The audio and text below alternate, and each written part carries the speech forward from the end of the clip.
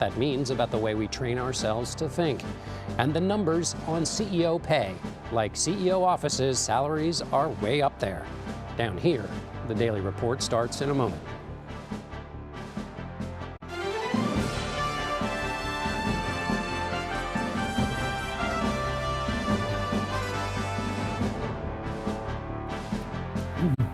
Hello, thank you for joining us. We begin our report with new executive action from President Biden, meant to limit the amount of asylum seekers processed every day at the southern border. As we reported on Monday, the action will allow border officials to expel migrants claiming asylum who cross the border between legal ports of entry. Though the asylum system has been overwhelmed for some time, the president has resisted taking unilateral action, which he now frames as a necessity after bipartisan Senate immigration legislation was blocked by Republicans earlier this year. So today, I'm moving past Republican obstruction and using the executive authorities available to me as president to do what I can on my own to address the border. Frankly, I would have preferred to address this issue through bipartisan legislation because that's the only way to actually get the kind of system we have now that's broken, fixed, to hire more Border Patrol agents, more asylum officers, more judges. But Republicans have left me no choice. CBS News immigration and politics reporter Camila Montoya Galvez joins me now. First, the nuts and bolts, Camila. When does it start? When does this take place, and how would it work?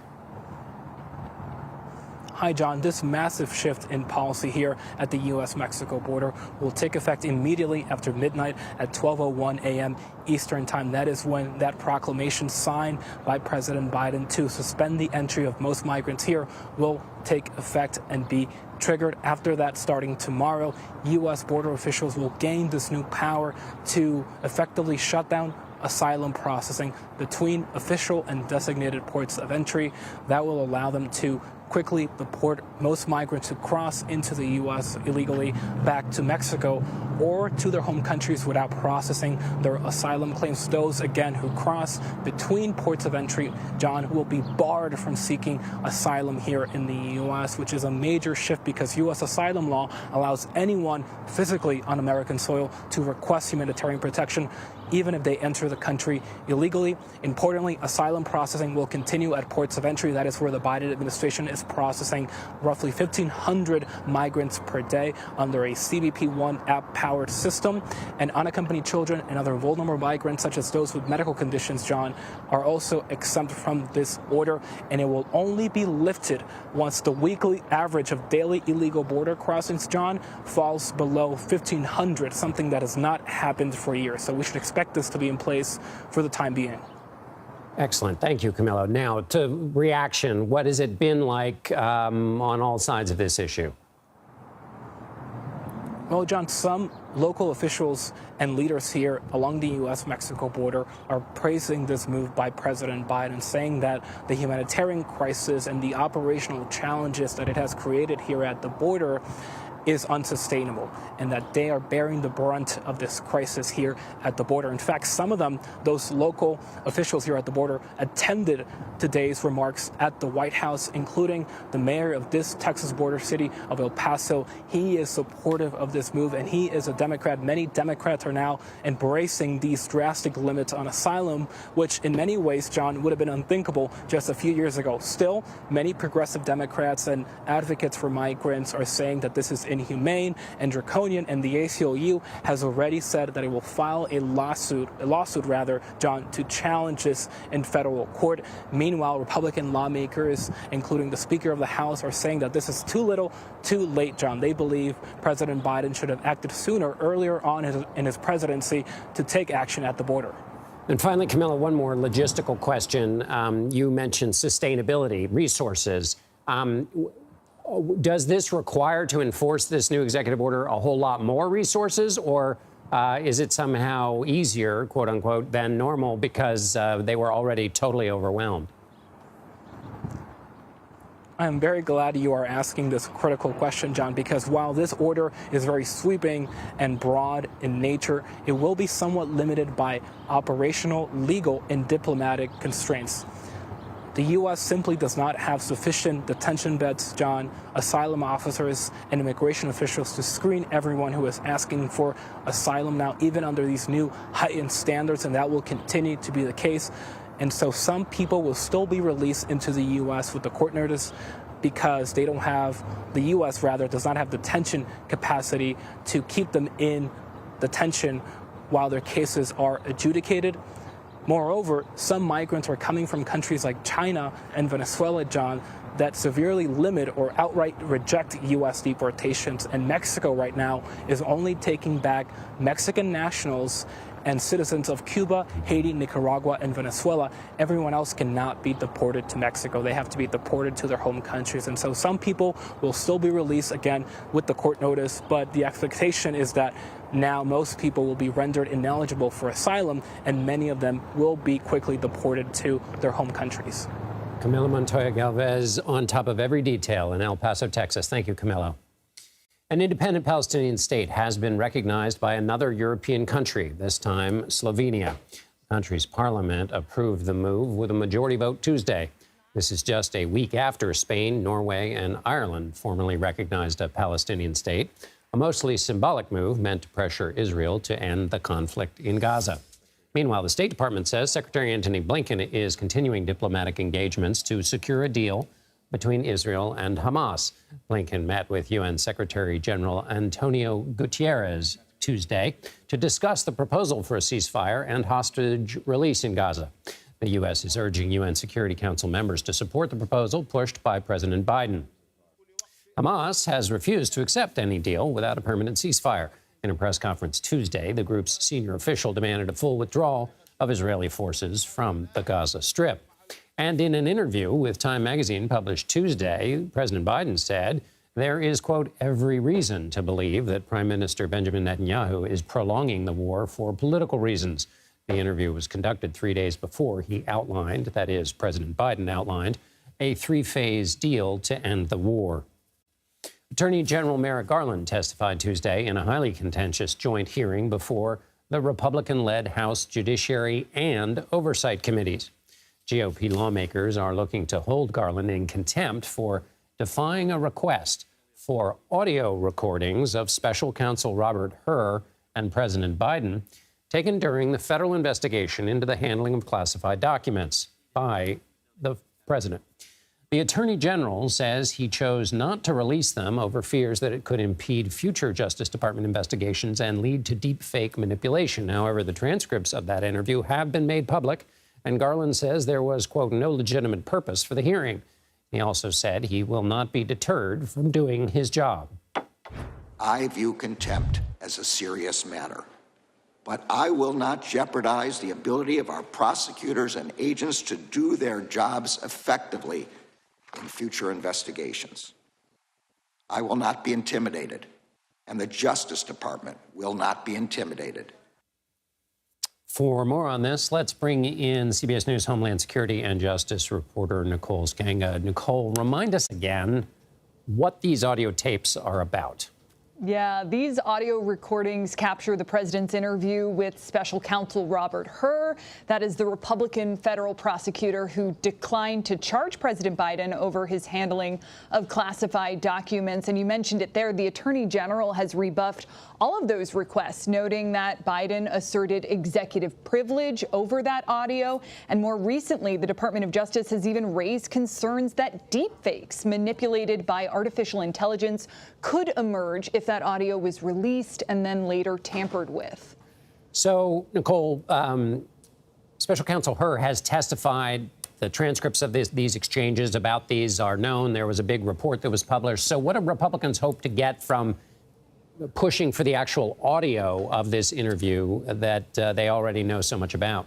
John, House Republicans say they believe this audio from that federal investigation into Biden's handling of classified records might help in their impeachment inquiry against him. They claim that the White House's assertion of executive privilege here is designed to tamp down on their own congressional oversight.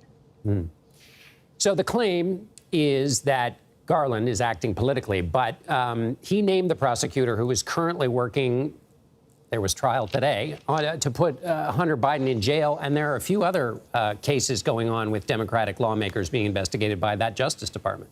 Yeah, and, you know, it's worth pointing out, as Republicans are accusing the Biden administration of weaponizing the Justice Department to go after the former president, the current president's son stands trial on federal firearms charges in Delaware. That special counsel, David Weiss, and we heard from the Attorney General today, who said he's never actually met Hunter Biden. All of this, as you mentioned, the Department of Justice also prosecuting two Democratic lawmakers, Bob Menendez and Henry Cuellar, both facing charges of bribery. Garland was really fiery today, and he seemed to walk out of today's hearing relatively unscathed. But what an extraordinary moment for the Attorney General to appear before Congress, especially this Attorney General, who keeps in his conference room a portrait of Elliot Richardson. That's the Nixon-era Attorney General who resigned when directed to fire the Watergate special prosecutor. Always an issue between attorneys general who work for a president but are independent. Final question, Nicole. What happens, let's say, if Garland is held in contempt? How would that even work out?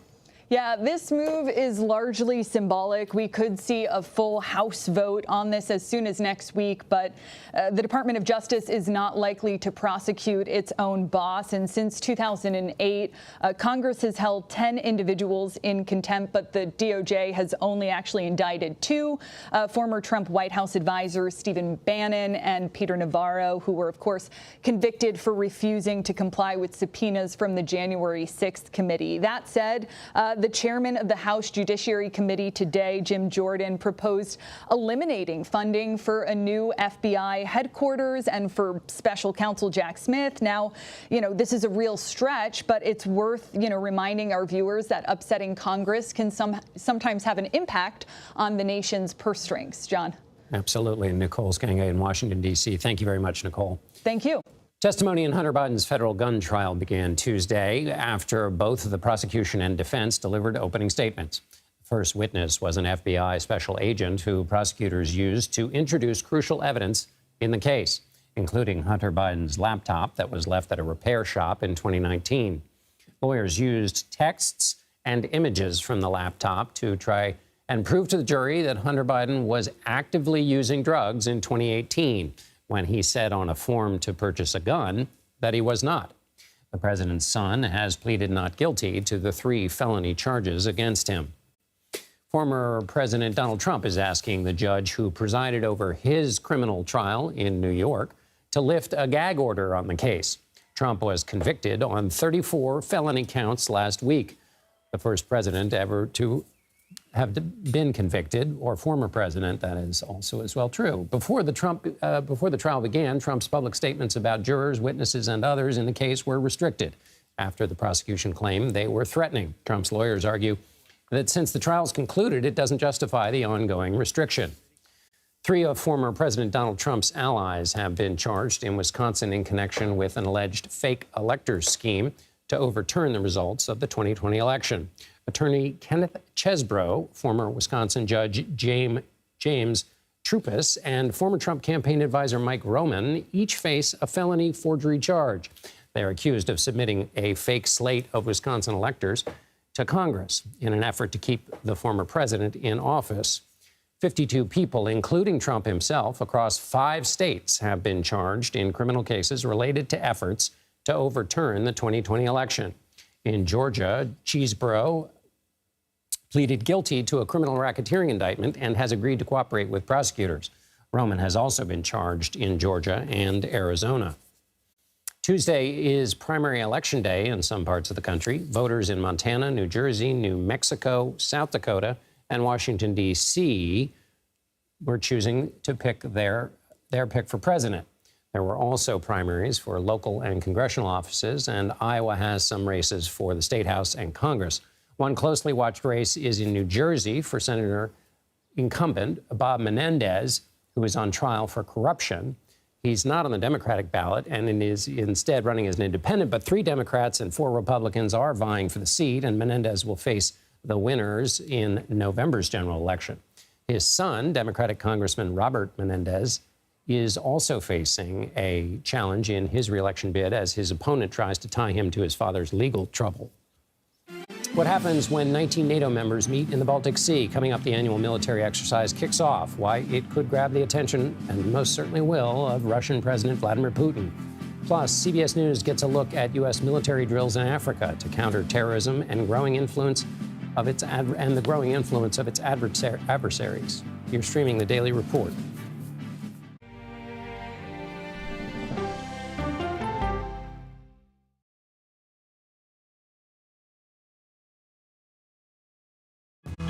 Coming up, our series. Wait a minute. Tom, is that you working the camera? Keep leaning out of your close-up. Your morning routine just got better. CBS Mornings, weekdays at 7.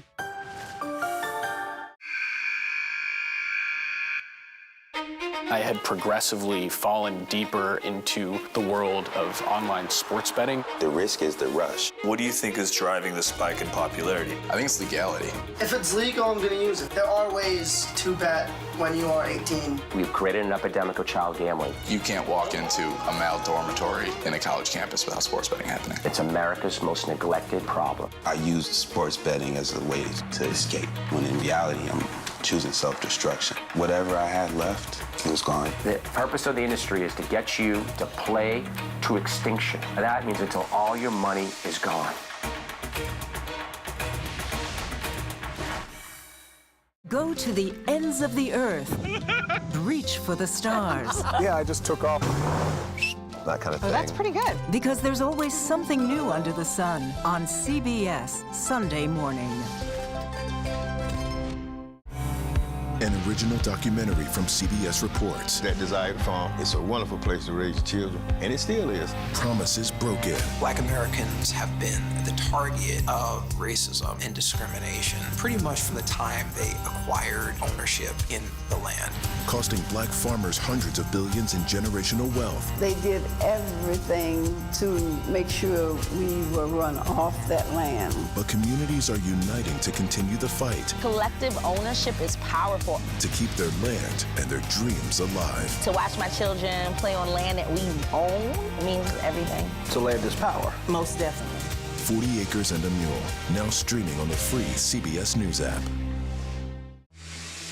People with developmental disabilities were once sequestered by the hundreds of thousands in institutions.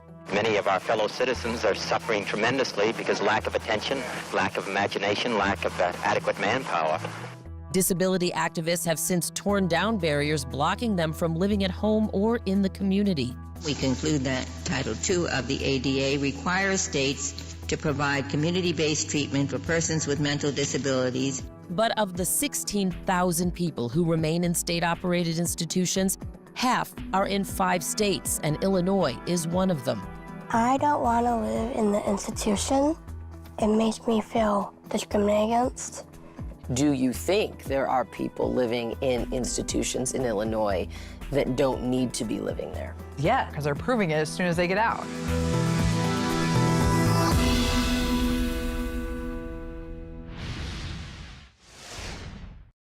Now to a digest of some foreign news. Farmers blocked the French-Spanish border to protest competition and high prices. That's ahead of the EU elections. The demonstration came before European Parliament elections this week. Protesters have been taking place throughout as farmers complained of excessive regulation. Weeks of protests previously moved the EU to extend subsidy allowances in support of the agricultural sector. A global treaty to prepare for future pandemics is on hold after more than 2 years of negotiations. The World Health Assembly failed to agree on key provisions in the pandemic agreement. Its aim is to help countries cooperate more effectively than they did during the COVID-19 pandemic. Now the World Health Assembly has another year to decide the exact language in the agreement. And a ransomware cyber attack of unknown origin has crippled London's hospitals throughout the city, forcing procedures to be changed or canceled. Blood transfusions were particularly affected. The attack targeted provider Synovus, a spokesperson for the National Health Service, England's publicly funded healthcare system, says patients should still attend appointments unless otherwise notified. On the French coast, veterans and their families are preparing to mark 80 years since the pivotal invasion of Normandy on June 6th. At the same time, NATO, the military alliance created in the shadow of World War II, kicked off its annual military exercises in the Baltic Sea. It's an expansive and multinational effort. 19 countries, 9,000 personnel with more than 50 ships and 85 aircraft. Sweden has participated before, but this will be the first time the country takes part as a full-fledged NATO member. Charles Kupchan joins me now. He's a senior fellow at the Council on Foreign Relations and a professor of international affairs at Georgetown University. Charles, good to be with you again. The U.S. and NATO gave Ukraine the go-ahead to strike Russian territory near Kharkiv with Western-made weapons. How significant a move was that, either both militarily and symbolically? Well, I think militarily it was an important step forward, mainly because the Russians were hitting Kharkiv and areas in northern Ukraine from safe havens across the border in Russia. The Ukrainians had some artillery, some drones, some other items that they could use to hit Russian targets in Russian territory. But by telling the Ukrainians that they can use longer range American, German, French kinds of weapons, they're basically pushing the Russians further away from the border. And it's a sign that incrementally, month by month, the United States, its allies, are getting more comfortable moving up the ladder of escalation. I think Biden has been right to be prudent and to move carefully. He's not said you can hit anywhere in Russia. He's said only a small number of targets across the border. I think it's an important step forward. So you mentioned Vladimir Putin. He used statements from NATO leaders or leaders of NATO countries as a pretext of his recent testing of tactical nuclear weapons. How does the alliance have to calibrate both abiling conflict with respect to those Western missiles being used on Russian territory and also with this exercise going on? Is Putin going to do what he's going to do, or do they have to take extra measures to risk giving him a pretext? Well, listen, there's a major war going on in a central part of Europe, and were NATO and Russia to find themselves at war, the consequences could be catastrophic. Two nuclear-armed blocs going against each other. And as a consequence, the U.S. has taken the lead in exercising restraint. The Russians have gone out of their way not to provoke that wider war. They have not hit targets in NATO territory. But, this is a tense moment. As you noted, this is a major exercise occurring in the Baltic region, very close to Russian territory. 9,000 personnel, 50 ships, lots of aircraft. Putin invaded Ukraine in part because he wanted to roll back the post-Cold War order. He's getting the opposite, a bigger NATO, a reinforcement of NATO's eastern flank. So things have not gone well for Putin, but he is also trying to use nuclear saber rattling to say, don't push me too far. You never know where this war could go. And I don't know what the French term for saber rattling is, but French President Macron has suggested NATO be prepared to put troops in Ukraine at some point. How do you view that? Is he alone in that? Is that Macron's kind of bluster? How do you read that talk? I would say that Macron's a bit over his skis here, which he tends to do. He likes to say things that get a rise out of everybody. I think the red line for the United States from the beginning has been no American boots on the ground. We are not going to war with Russia over Ukraine. If the French were to proceed with or without other NATO allies, I'm guessing that those troops would be far from the front line. They would be in a supporting role, but it would put French NATO troops in harm's way. Were they to be hit, it would not automatically invoke NATO's collective defense provisions, but it would be a big step forward to put boots on the ground. My guess is we're not going to see it anytime soon. Charles Kupchan with the Council on Foreign Relations. Thanks again, Charles. My pleasure. The votes from the world's largest democratic election are almost finished being counted, and the results are delivering an unexpected loss to India's ruling party. For the first time since Prime Minister Narendra Modi came to power in 2014, his party appears to have lost its majority in parliament. He's still expected to secure a third term, but he will need to rely on support from his party's allies in parliament.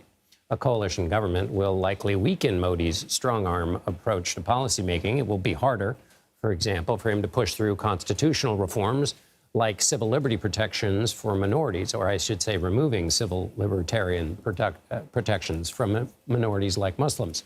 Despite his party losing at least 60 seats, Modi declared victory Tuesday.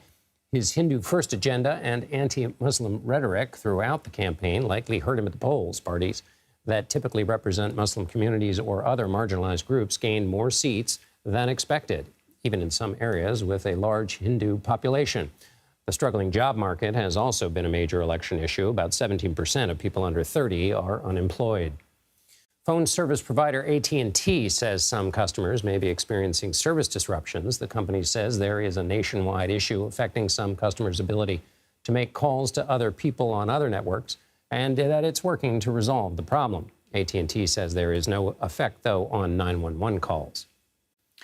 Usually when people tell fish stories, it's big, beautiful marlin or trout that are the ones that got away. When it's a magnet you throw into the water, it's the fishy business people try to get away with that provide the best stories. Magnet fishing has pulled up guns, knives, bombs, and for a New York couple who started the hobby to pass the time during the pandemic, they recently hauled in what seemed to be the product of a caper in a dime store novel, a locked safe. With no identification on the safe and no one named Rocco or Bugsy to stop them, they opened it. Inside, $100,000 in cash wrapped in security ribbons. The police said they could keep it, but there wasn't much to keep. The water had nearly destroyed the money. Another fish story about the one that got away, or I should say the 100,000. Major League Baseball has dropped the hammer on another gambling scandal. For the first time since 1924, an active player has been permanently banned for gambling. We'll have the details next. You're streaming the Daily Report.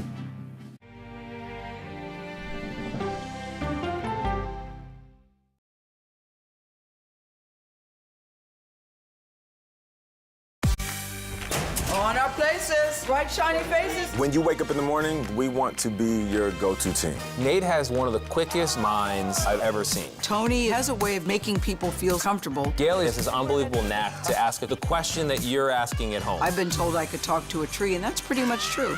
I don't go to work in the morning. I go for coffee with my two good friends, and we talk about the world. Your morning routine just got better. CBS Mornings, weekdays at 7. It didn't seem like anything could happen, because nothing ever happens in East Palestine, but it did. Authorities released toxic fumes from 5 derailed train cars. Resident, please evacuate. Acute bronchitis due to chemical fumes. Did you ever have these problems before the derailment? No, ma'am. This neighborhood's not safe no more. We can assure the community that there's not vinyl chloride entering their communities. Then why are there so many people feeling these various symptoms of bloody noses or difficulty breathing, bronchitis? That's a hard question to answer. We're talking about one of the most blatant releases of a mixture of some of the most toxic chemicals that we've seen in America. I feel like now I have a duty to warn other communities. If my daughter has to watch me die of cancer, at least it saves someone else.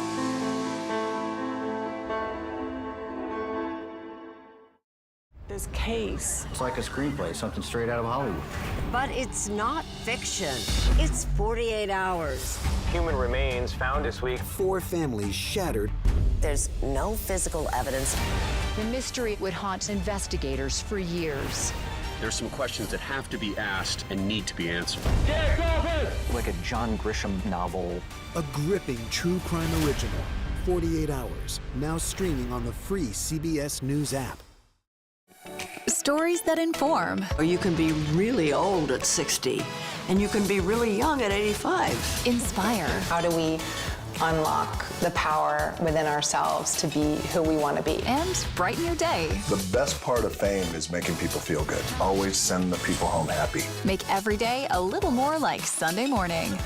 Here comes the sun. Stream now on the free CBS News app.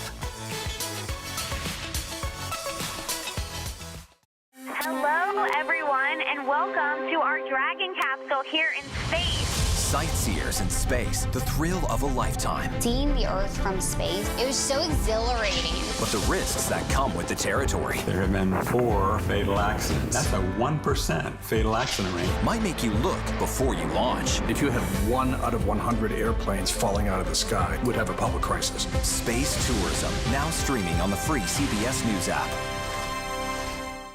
Welcome back to the Daily Report. I'm John Dickerson. Here are some additions to our top stories. President Biden unveiled a new immigration order Tuesday, authorizing immigration officials to deport migrants without processing their asylum claims. The temporary restrictions are activated when the daily average of border arrests surpasses 2,500 migrants. Attorney General Merrick Garland testified on Capitol Hill Tuesday, weeks after the House Judiciary Committee voted to advance a contempt of Congress action against him. Garland pushed back on attacks on the Justice Department, telling lawmakers, quote, "I will not be intimidated."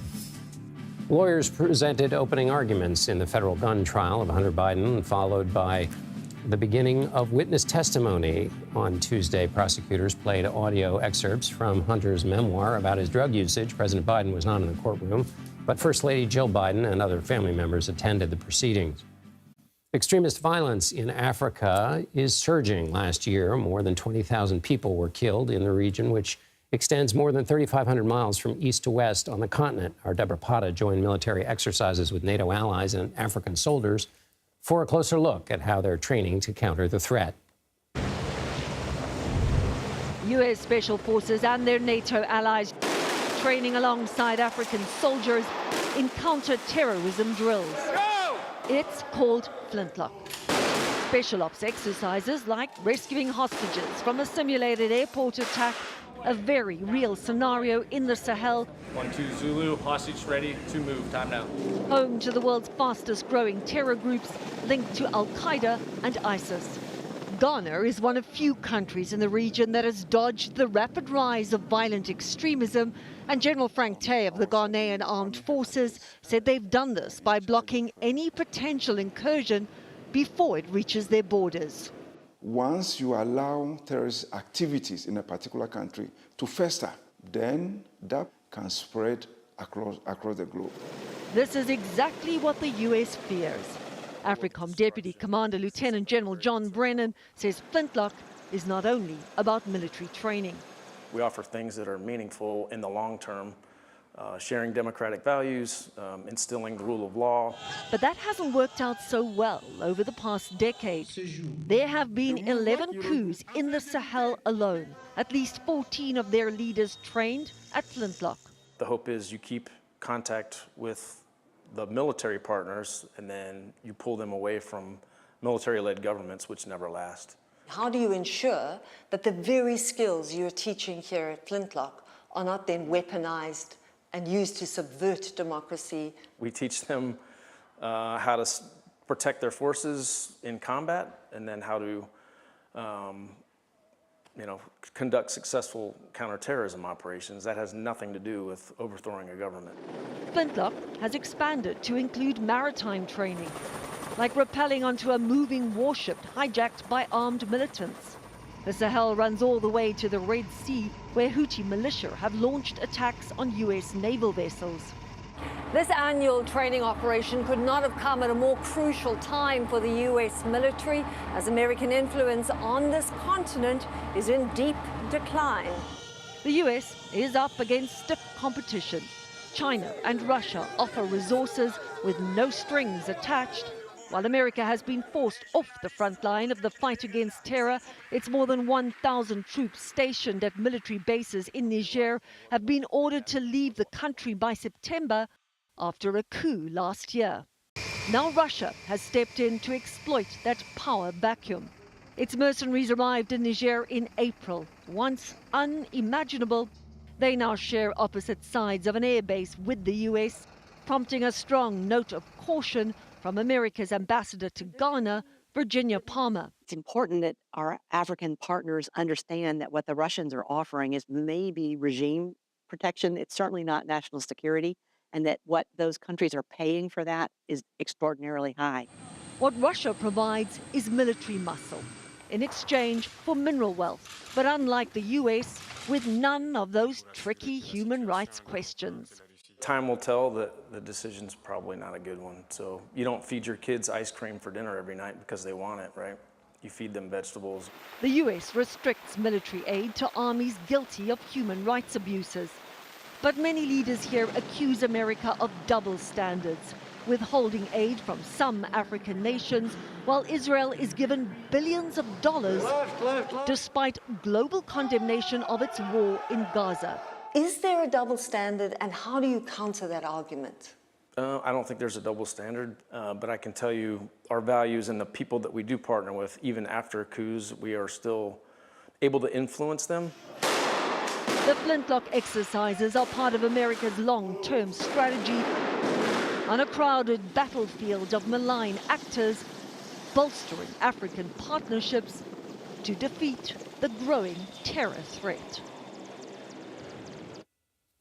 And Deborah Pata just got back from Ghana and joins me now from Johannesburg, South Africa. Deborah, given all of the malign actors, can the U.S. turn around the situation in Africa and keep a strong foothold? You know, John, what the US does offer, which other competitors like Russia, for example, do not, is the weight of its international allies, of NATO. At this training exercise, you saw the Dutch, the British, the Italians played a huge role, leading much of the maritime training, for example. But as we laid out in our report, what they are up against are Russian mercenaries who don't care who they do business with. That includes coup leaders, nor do they care how business is done. And we know from our own investigations that whenever Russian mercenaries have been involved in places like Central African Republic or Mali, it has not resulted in more security, but less. Russian mercenaries themselves have been accused of horrific human rights abuses, of massacres, of rape, of torture, and they've plundered natural resources like gold and timber. So in some ways, the US is fighting with one hand behind its back because it conditions military aid around human rights, and obviously it's not going to prop up a military junta. As Ambassador Palmer told us, these countries actually need more democracy, not less, and I guess the hope is that Flintlock can boost these partnerships. But it's also about what happens on the edge of these training events. We saw the networking opportunities, the relationships that were forming. So hopefully, if there is another coup, these countries can work together. One of the most interesting things about Flintlock is that you had the two rival military groups from Libya, the LNA and the GNA, that controlled different parts of the country in the same training event. Now, that's something very rare indeed. Whether that helps in the long term, time will tell, and time's on America's side, as this region really has become a global epicenter for terror and for groups like ISIS and Al-Qaeda, John. Deborah Pata from Johannesburg, thank you so much. At a weekend security conference in Singapore, defense leaders from the United States and China offered competing visions for the Asia-Pacific. Defense Secretary Lloyd Austin made a point to highlight the United States' strengthening partnerships with Japan, South Korea, and the Philippines. Austin called it, quote, just a starting point. But the very next day, on the very same stage, Chinese Defense Minister Dong Jun made the very same argument about the United States, describing it as an outside agitator to regional stability. Major League Baseball has permanently banned San Diego Padres infielder Tucupita Marcano for betting on baseball. The league said Marcano placed 387 bets totaling $150,000 dating back to 2022. Some of the wagers involved Pittsburgh Pirates games while he was still a team member. Marcano is the first active player to be banned for gambling since 1924, when the New York Giants' Jimmy O'Connell was barred. Pete Rose also agreed to a lifetime ban in 1989 for betting when he was manager of the Cincinnati Reds. Novak Djokovic has withdrawn from the French Open with a knee injury. He was hurt during his fourth-round match on Monday, which he won. Djokovic said he had a slight right knee discomfort heading into the tournament, but had no further issues until a slip mid-match. Withdrawing means he misses the chance for a second straight French Open win, and he also gives up his #1 world ranking. It's unclear for now if this injury will stop the 24-time Grand Slam champion from competing in Wimbledon or the Paris Olympics, both of which are next month. Summer is still more than 2 weeks away, but a major heat dome is affecting the western United States this week. More than 25 million people from Arizona to the Pacific Northwest are under heat alerts. Temperatures are expected to hit triple digits. The potentially record-breaking heat could also exacerbate wildfires in the region. For more, here's meteorologist Alex Wilson from our partners at the Weather Channel.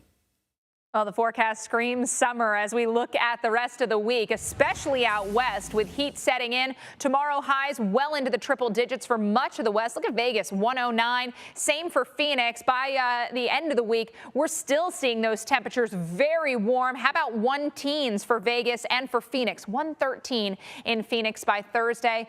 108 into parts of California, including the Fresno area. We're still in the triple digits by Friday. Vegas, average first 110-degree day comes on the first day of July. The earliest is June 6th.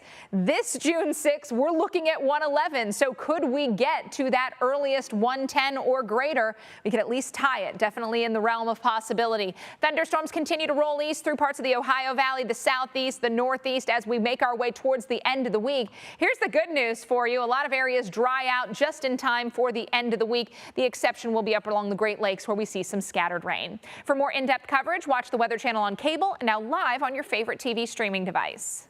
Alex Wilson, thank you. Me, my producers, and our amazing crew, most all of us are here because we were educated in the humanities. But in recent years, fewer and fewer students are opting for careers related to the arts. That's causing some specialized colleges to close. That's ahead. You're streaming The Daily Report.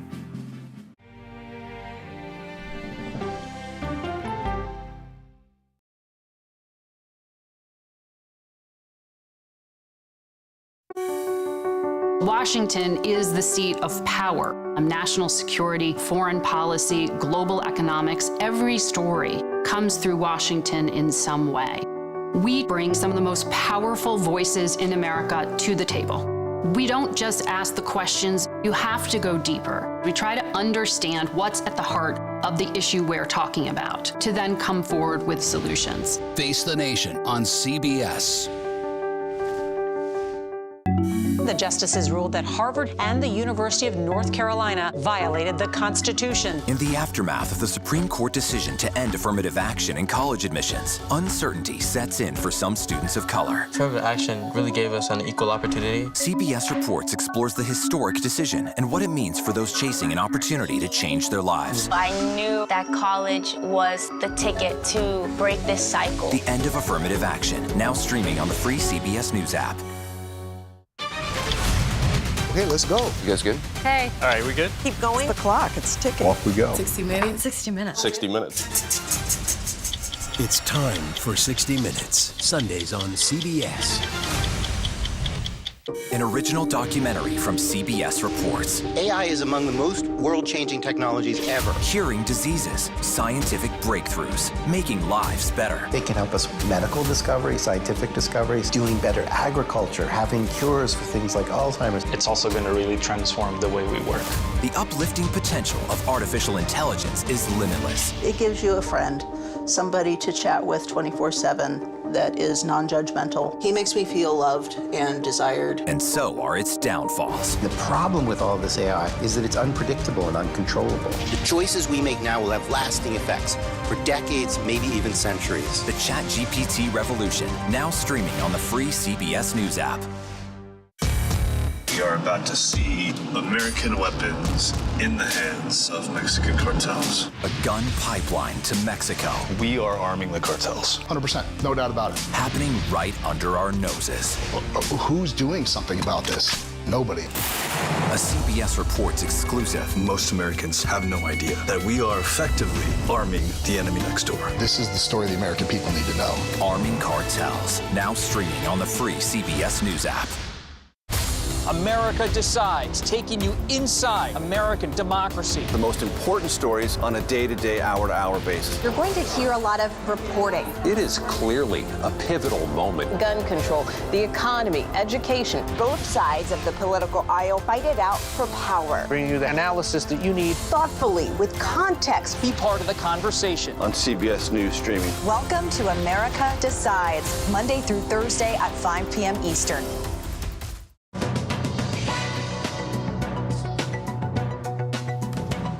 The chief executives at S&P 500 companies got paid nearly 200 times more than their workers did in 2023. According to the Associated Press, the median pay package for CEOs rose by almost 13% to $16.3 million in 2023. For rough comparison, the average salary for an S&P 500 employee is just over $81,000. Hock Tan, the CEO of Broadcom, was the highest paid executive last year with a pay package valued at about $162 million. He was the only CEO that received a 9-figure compensation package. Apple's Tim Cook and Netflix's Ted Sarandos were among the top earners. The median pay package for female CEOs also rose to $17.6 million. That's better than their male counterparts. For the 5th consecutive year, Advanced Micro Devices CEO Lisa Su was the highest paid woman, with her total compensation valued just over $30 million. As the college academic year comes to a close, it marks the permanent closing for several small colleges. Last week, the University of the Arts in Philadelphia announced it will be shutting down for good on Friday. The abrupt closure of the nearly 150-year-old institution directly affects its more than 1,100 students and 700 faculty members. It marks the latest in a string of closures among small arts and liberal arts schools. CBS News reporter Zach Hudak joins us here in the studio. Why is this happening, Zach? John, these schools, being art schools and small liberal arts private schools, they have a different cash flow than the big universities and state schools. They don't have, typically, barring the largest and most powerful ones, they don't have large endowments. So for all of their day-to-day costs, they are functioning based off the tuition they're bringing in day-to-day. As a result, just a small change in the enrollment can affect those costs they have on a day-to-day. And they have pretty big overheads because they have professors who they are paying tenure to, no matter whether or not enrollment goes up or goes down. And what was the enrollment picture for these colleges? Was it going down because people are, are they still engaging in this kinds of artistic pursuits? It's going down because more and more students are majoring in pre-professional disciplines. They are afraid that they're making this large investment at a time when things are getting more and more expensive, and they want a guaranteed job at graduation. They look at an arts degree, and they think, wow, there are a lot of things I could do maybe 10, 20 years after graduation, after I've been an artist and built up a resume, but I'm not guaranteed a job the day after I get out of school. Right. Even English and history are being, ain't what they used to be. So what are some of these, are there things that some of these smaller schools are trying to do to stay open or, just to stay open? John, I spoke today with the guy who wrote the book on how they can do it, wrote basically a playbook. He's the president of it. It is called Adrian College in Southern Michigan. And when he took over around 2005, their enrollment was 850 students. 10 years later, he had more than doubled that to 1,850. So his playbook goes like this. First of all, if you're an administrator, you need to have a financial plan. You cannot just assume the money's going to keep coming in. If you're at a small school like this, you need to find a way to ensure the enrollment stays up. To do that, you need to acknowledge that the liberal arts majors are not cutting it when it comes to selling it to incoming students. You need to find a way almost to disguise that liberal arts education, disguise those humanities classes as something that'll guarantee them to get a job. What you can do is have a business major, but there's a core curriculum that is required. They are required to read the Iliad if they're going to be a business major at that school. And the final thing is to be innovative with extracurriculars. At Adrian College, what they did is they noticed that there are a lot of high schoolers who want to play college hockey. There are not a lot of college hockey teams. So they built a hockey rink. They now have, between their main team and club teams, 7 hockey teams. And that alone helped majorly get the word out in the state of Michigan. If you want to play college hockey, here's a place right in your backyard you can come. I love the idea. We're going to study spreadsheets, but first a little Homer. Let me ask you as a final question, what do you think this says, or have any, in the reporting you did, about the way we think about colleges and the way we think about thinking in this world where, people understandably want something that they can use right away to get their first lucrative job? It says that people are not viewing college as they once did. They're not viewing it as a place to go and learn how to think critically, and learn about themselves. They're instead viewing it as a place to get job training and be guaranteed a job. That was of particular concern to a couple of the former administrators at these now defunct art schools I spoke with, who brought up the issues of having a democratic society and how important it is to have critical thinkers. If we are having our citizens decide our leaders. An extension of that even that they brought up is the importance of having art in a democratic society. The fact that so often truth is shown through artistic expression, and that is needed to inform people in a society like our own. And also we need it, of course, to feed the soul. Zach Hudak, thanks so much. Thank you. Great stuff. Still to come, China's lunar lander lifted off from the far side of the moon. It took something and it left something behind. We will catalog the inventory. You're streaming the Daily Report.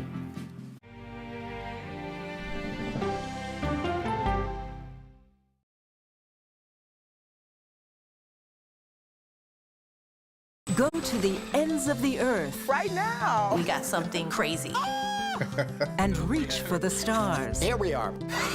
Time. Yes, it's my comeback. Hey, this is pretty fun. But wait, there's more. Experience thought-provoking, Welcome to the idea of being a human being. innovative, and truly original reporting. Look through a telescope and go, wow. Because there's always something new under the sun on CBS Sunday morning.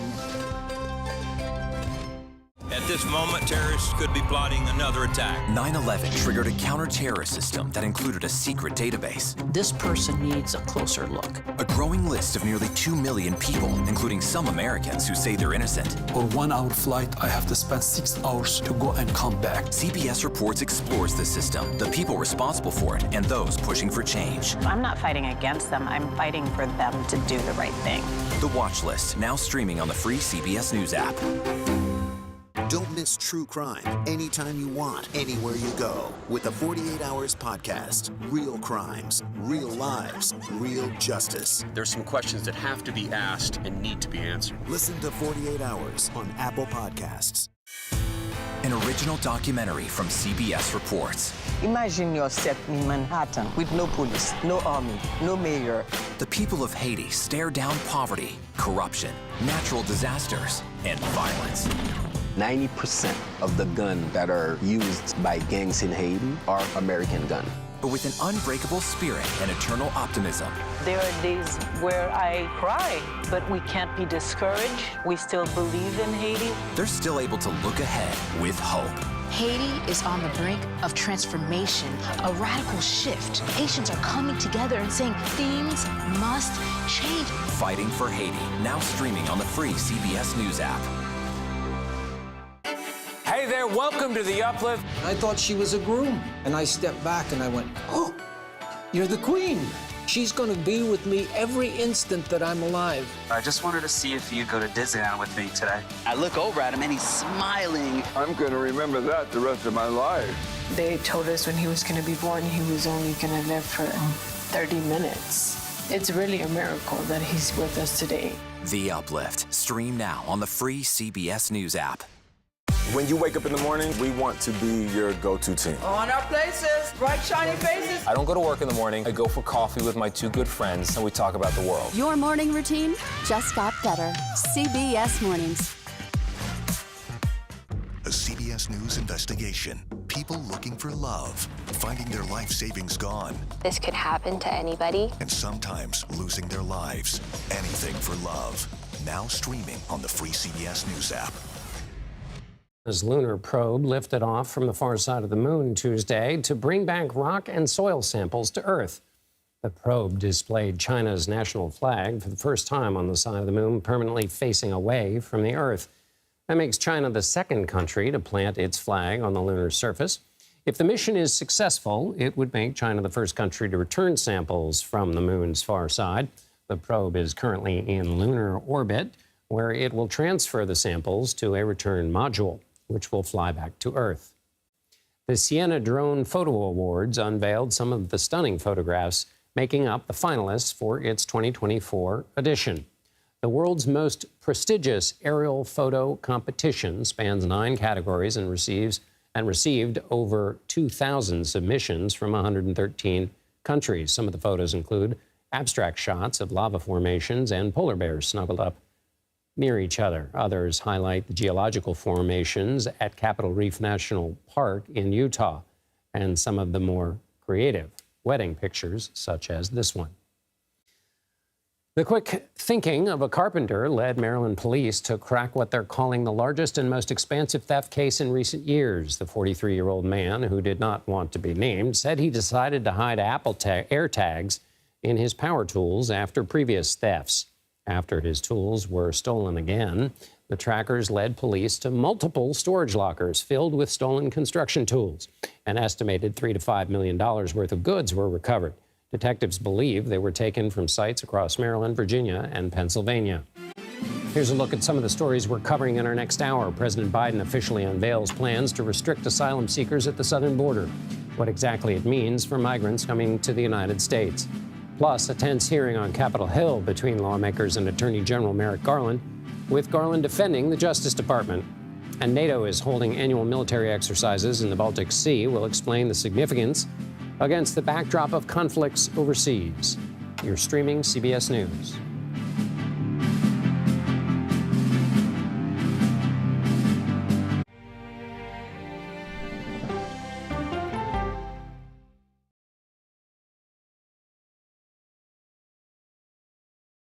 Okay, so let's just start at the beginning. Well, let me start with this. What is at stake here? What is the answer then? Do you know why? You want me to just keep going? Is that a good thing or a bad thing? Were there death threats? How is this possible? What's wrong with that argument? Are you saying they lied? Have you told the government that? Why won't you say the word crisis? You're not answering my question. This really Is that scary? Does that make sense? What do you mean? What does that mean in Did any of that make sense?